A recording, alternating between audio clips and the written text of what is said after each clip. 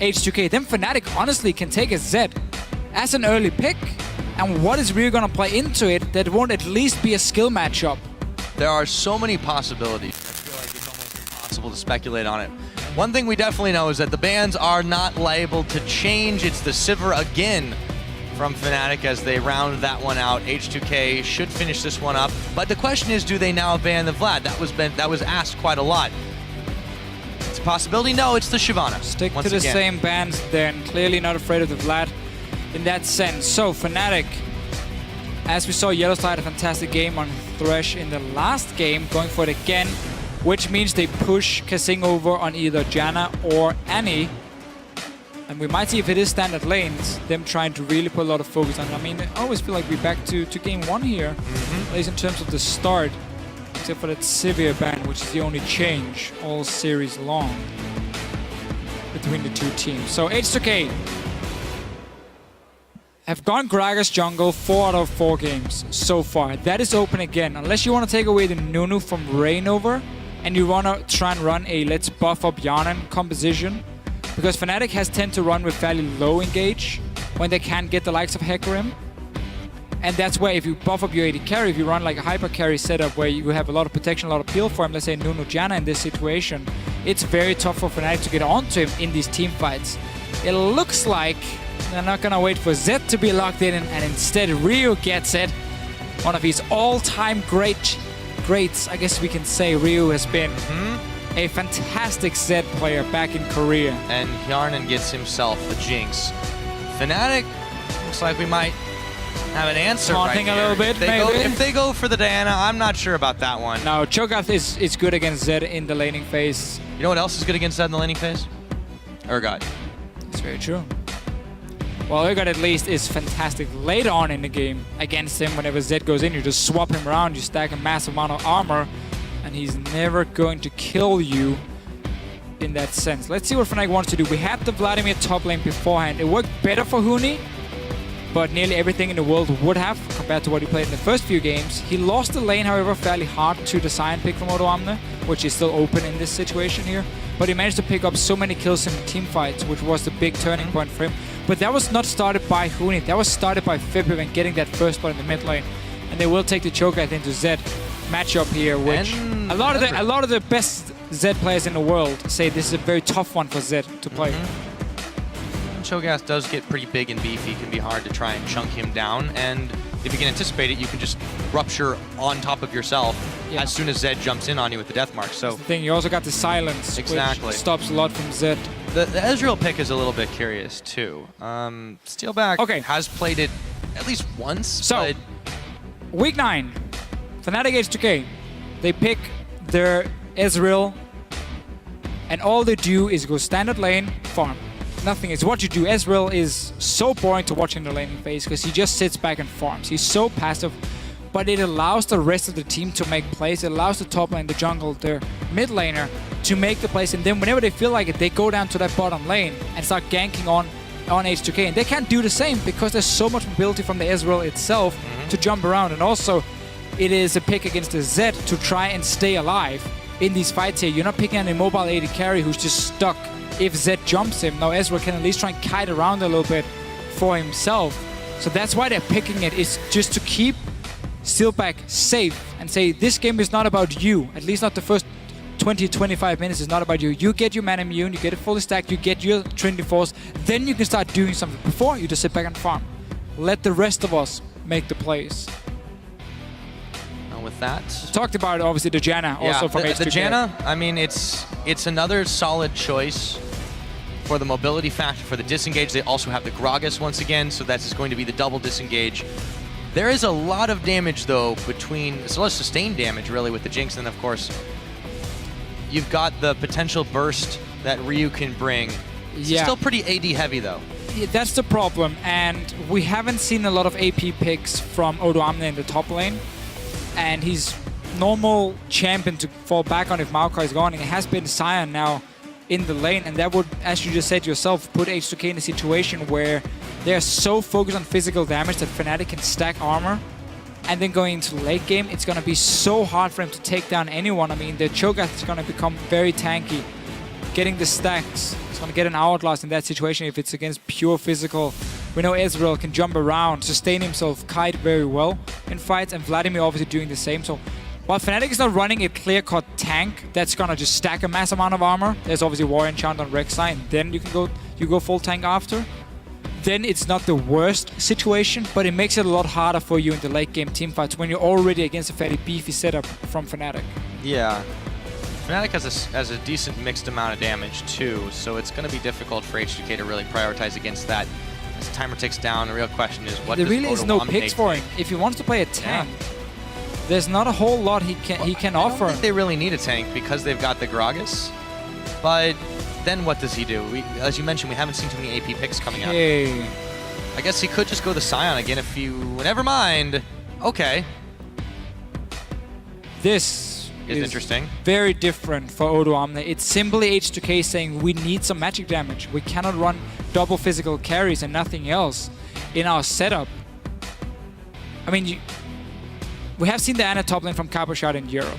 It's a pick which does just fine in the laning phase, but it's so risky because you are so easy to gank in a long lane like the top lane, and you cannot afford to fall behind on it because you simply don't have the damage, so tanking is then to dive in onto the enemy backlines.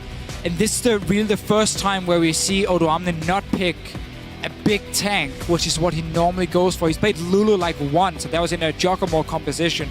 Outside of that, we are mainly looking at tanks for him. Lissandro's been played twice, not in recent weeks, and then Kennen once. Everything else is Maokai, Gnar, and Sion. Now we're gonna have to see what he can do on a carry. Instead, no double tank setup from either team. Obviously got the big tank Gragas from Lulex here, and only the Rek'Sai from Fnatic. Fnatic again is more like bruiseries in terms of like there's no full tank, but more you have a lot of damage from your deals and they become fairly tanky. This one's going to get bloody though, man. I mean, this is just absolutely insane. We will see if the top lane Diana is going to be able to carry H2K to victory, or will it be Fnatic going to the finals in Madrid? Why don't you guys hop on Twitter and let us know. Tweet at LOL Esports with the hashtag H2K win or FNC win. We're still tallying them. And now we are onto the Rift.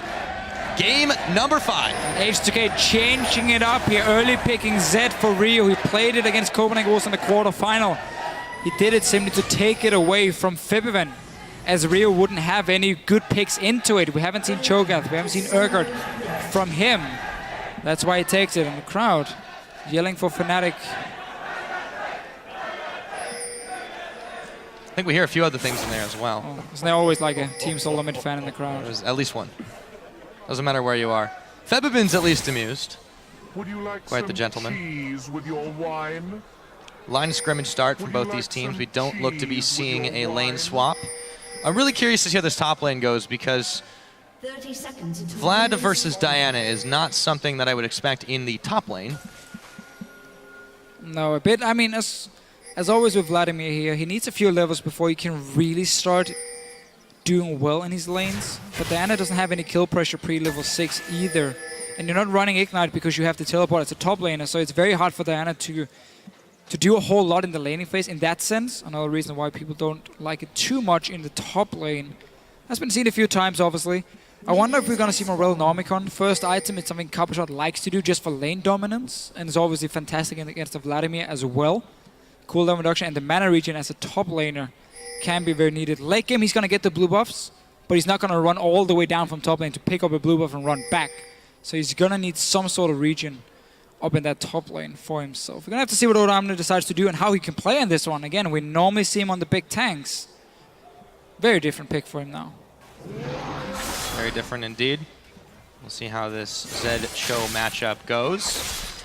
In the mid lane, and all the while, Odoamne has actually gone ahead and started on the Raptor camp.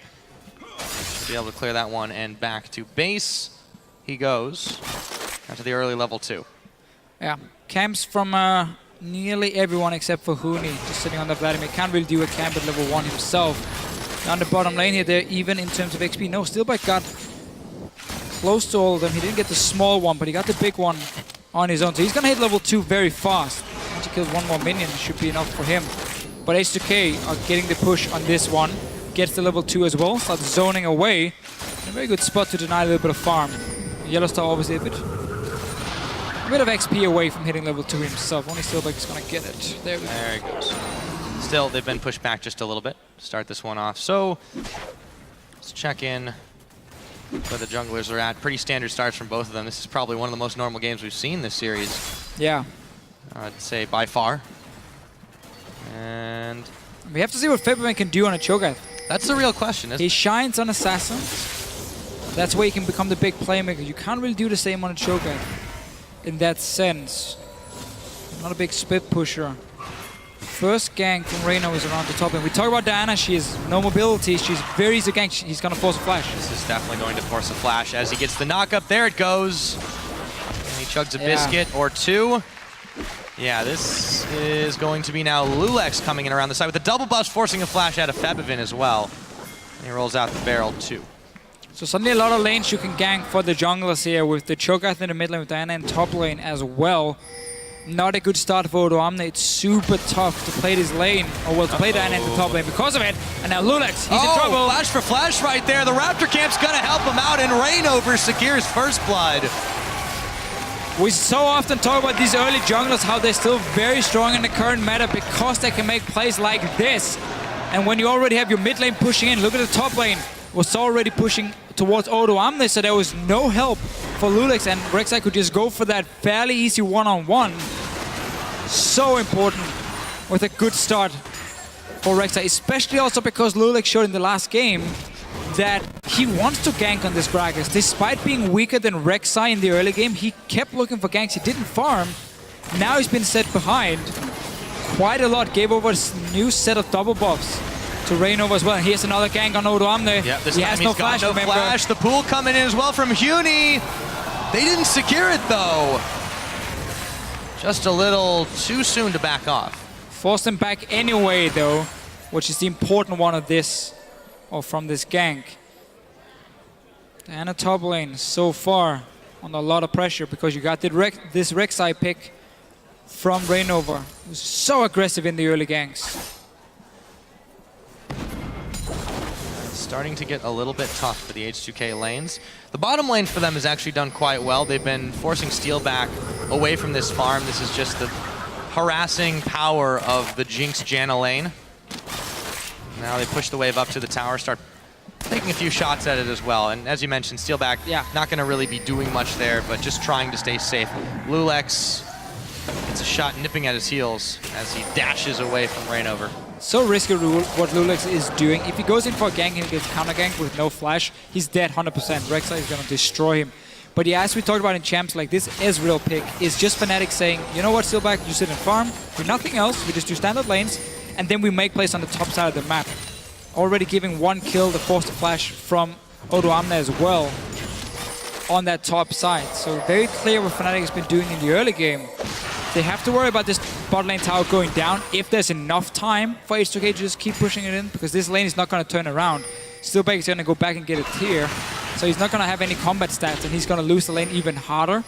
And then it's up to H2K to push in this tower here, get it as early as possible, so they can rotate the Jinx around and start getting global gold that way. Is the thing. They continue to pressure Odoamne in the top. Let's see if they can pick him off. This time they can. It goes over to Huni. Oh, and the crowd just loves it.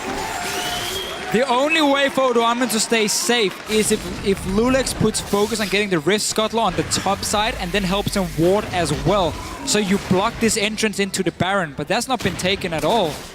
So there's simply no way for Odoamne to stay in the lane. Either you have to sit in your own tower, or you can expect to get ganked. Every single time you have no mobility in a long lane.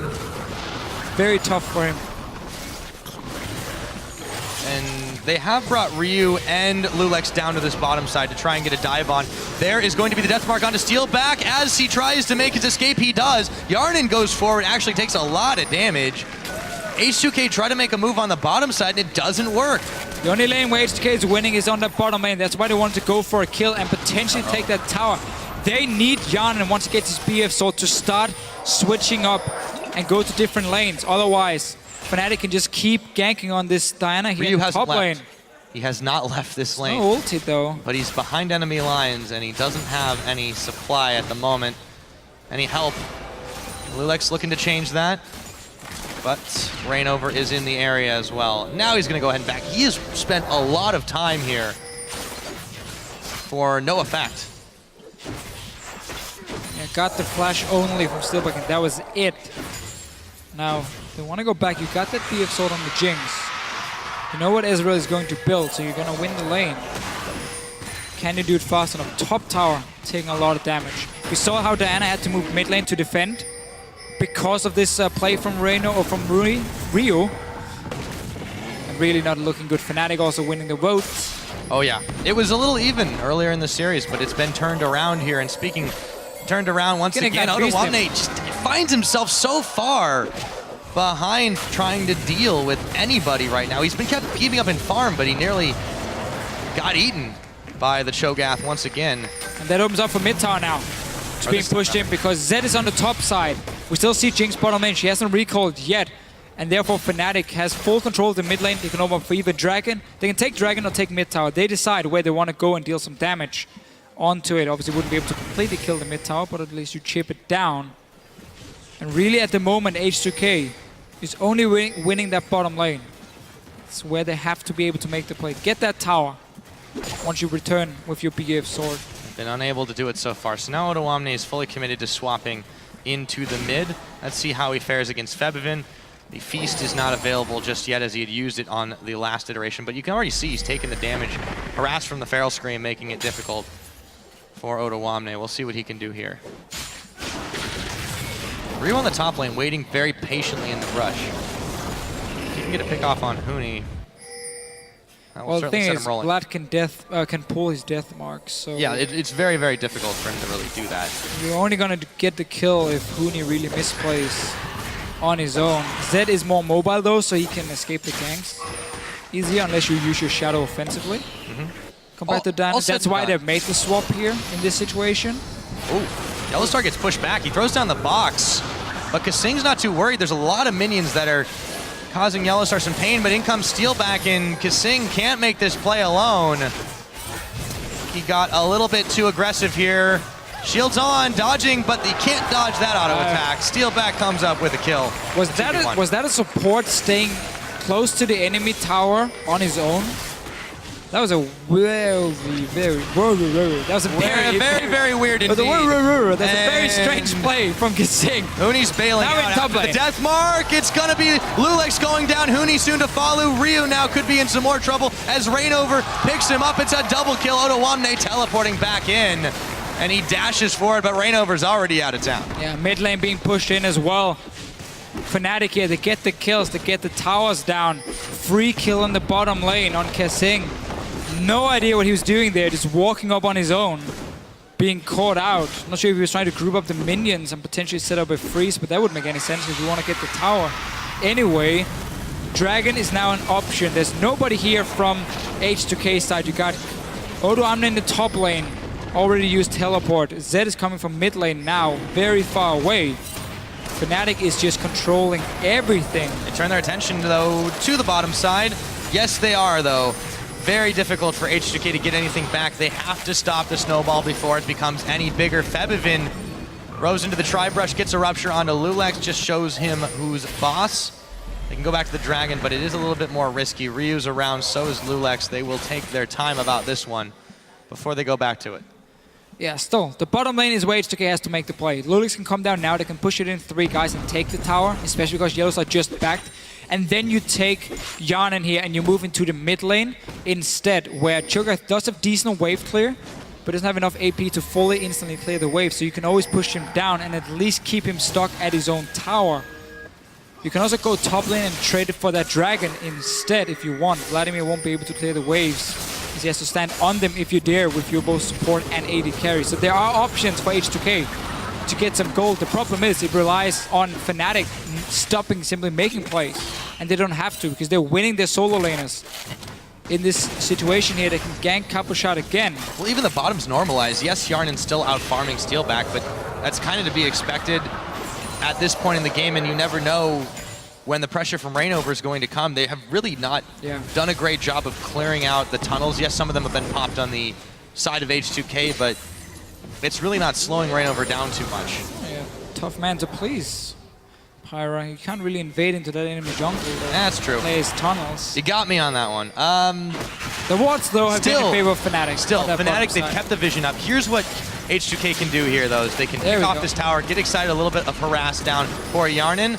Now you gotta run, though, and not keep trading. There's a Cho'Gath in the sights, the flash. Oh, the hook comes in. Febivin has the Jinx in his sights, and he takes a bite out of him. Kasing pushing the rest of Fnatic back, but they've already picked up the carry, and the Rupture's gonna land as well. Kasing's in trouble. He's going down. That kill credited to Yellowstar. Fnatic eyeballing the Dragon. Eyeballing. But not taking it. The final of the EU LCS. That is with true the way they're playing as now. well. 13 minutes in, 7 kills already. They got 2 towers. Only the bottom lane is left alive. Now let's see what Ryu can do on Reignover. And he's trying to finish him off, but Ryu really low here. The last shot's gonna get him. It's Reignover that manages to pick him up. Thank you, Red Buff Huni, though. Can he make his escape? He pulls, but it won't be enough. The barrel comes in, and Ottawamne claims the kill. Lulex knocked up by Reignover. Febivin coming in. Feast not off cooldown, but he does have enough damage in the tank anyways. And Lulex knows he's gone, stops moving, and takes the short route back to base. Everything is collapsing for H2K here. Simply nothing they can do. Full credit to Reignover on this Rek'Sai. He's showing what you still can do on these early junglers here, as long as you're playing aggressive, as long as you look for the ganks. For him, I mean, you got 5 kills. 14 minutes in. Dragon is still up. Nobody's taking it because there's been no reason for Fnatic to start it when they can keep getting kills in the lanes. H2K does have the bot lane tower down, so Yana and Kasing needs to leave the bottom lane here.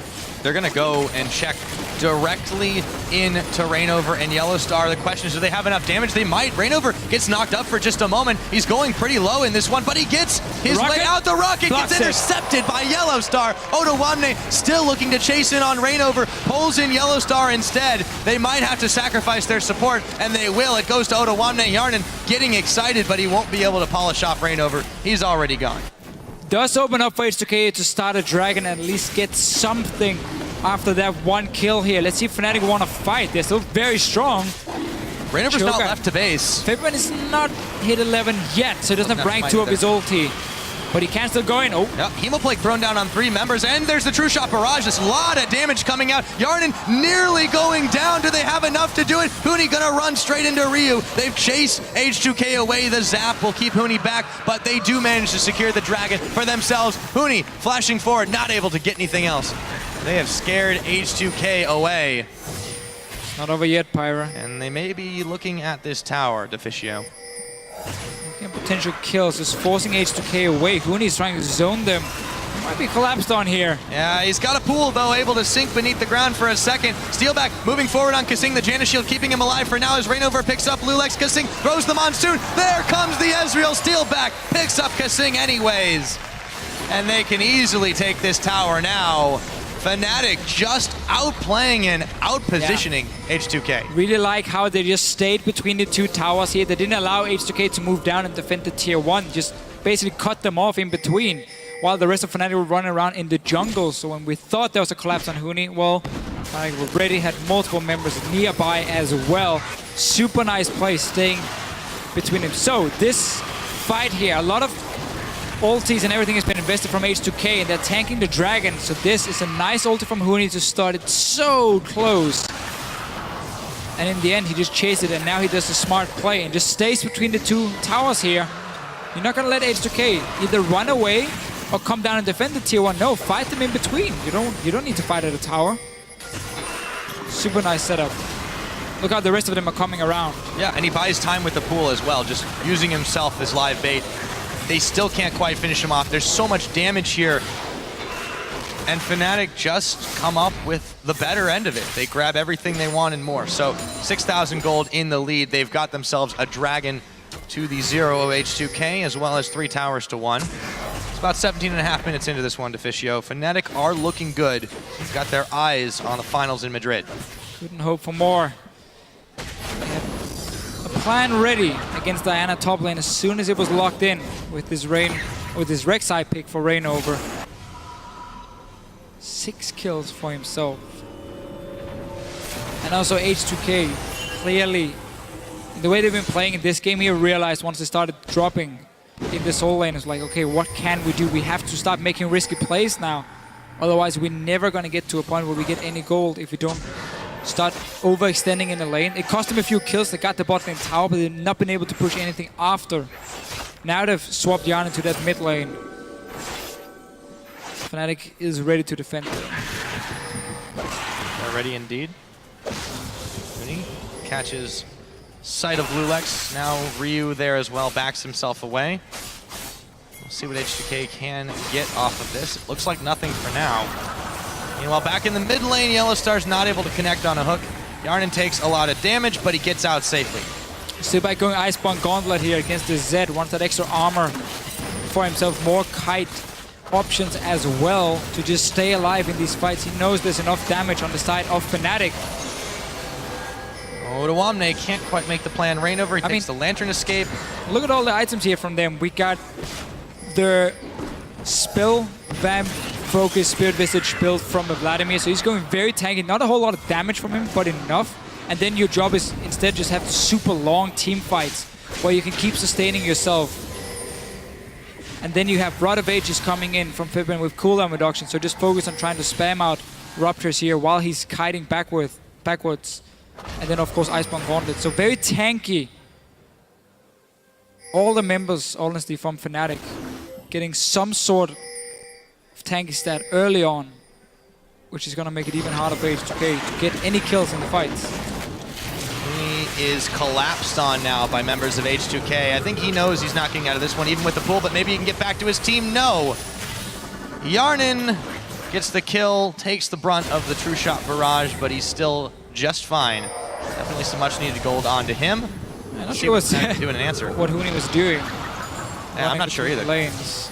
There's been a few sloppy deaths in this one. And those joins the other ones for Huni. No objective really to take for H2K, so Fnatic doesn't lose a whole lot from it.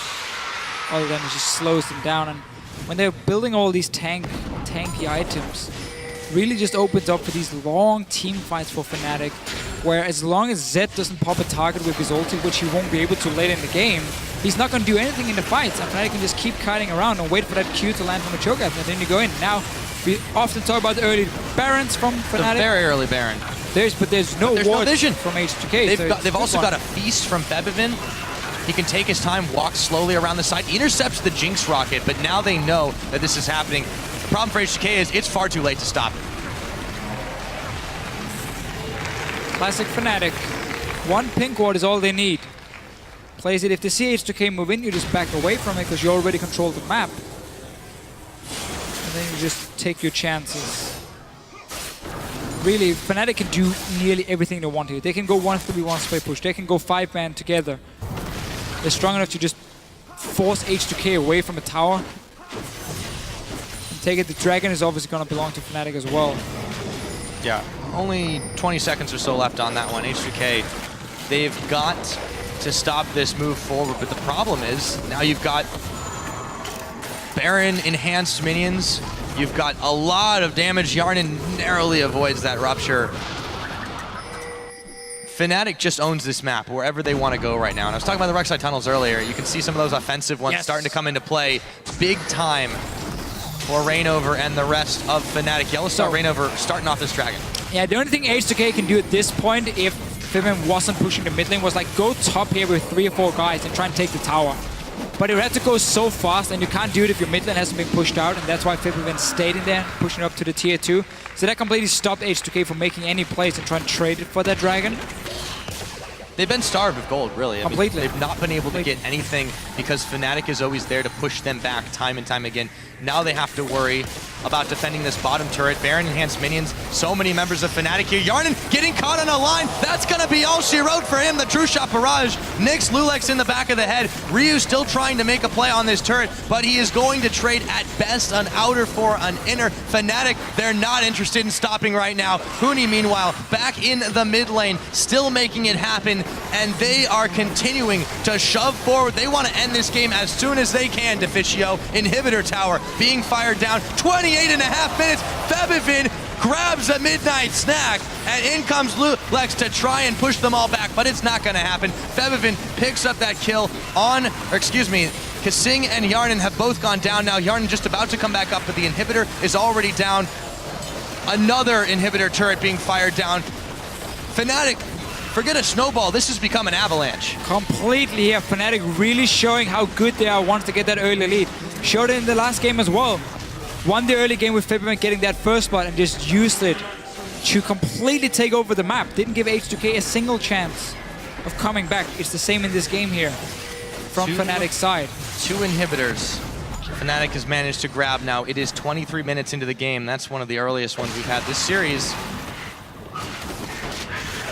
Fnatic starving H2K over and over again. They've got their sights set on this final.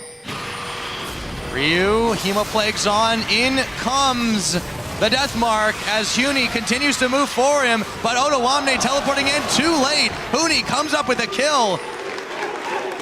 And he continues to chase away Otawamne. H2K can't even make the solo outplays or even a 2v1. Let's see Fnatic. I mean, you don't really have to do a whole lot more. Just force a fight on the top lane. They've got the game in the palm of their hands at this point. Completely, obviously. I don't think it takes it would have too much of a brain to realize. It would have to be like the perfect positioning for H2K. Fnatic would just have to get themselves caught horrendously, but this game has been so one-sided in their favor after the start of it. They cannot be stopped in this push. They've just got so much damage. They're so far ahead for this point in the game. Respect to Kasing. He's still smiling, sitting there. He knows the game is basically done. And yet he's there, keeping it fairly cool. For H2K, the goal was to win, obviously. Win the whole split. I'm not talking about the semi-final here, but for them just getting this far in the first split is fantastic. It is absolutely fantastic indeed. But you know what else is right now, Deficio? The way Fnatic is playing this game, the Rocket's going to hit Yellowstar. Won't be enough damage as Rainover picks up a double kill. They're eyeballing the end of this one right now. Rainover runs onto the Flame Chompers, but that doesn't even matter. They've turned their attention to the Nexus turrets to fire this one down. 25 minutes into the game, the Nexus is bare. Fnatic, it took them 5 games to do it, but they are going to the finals.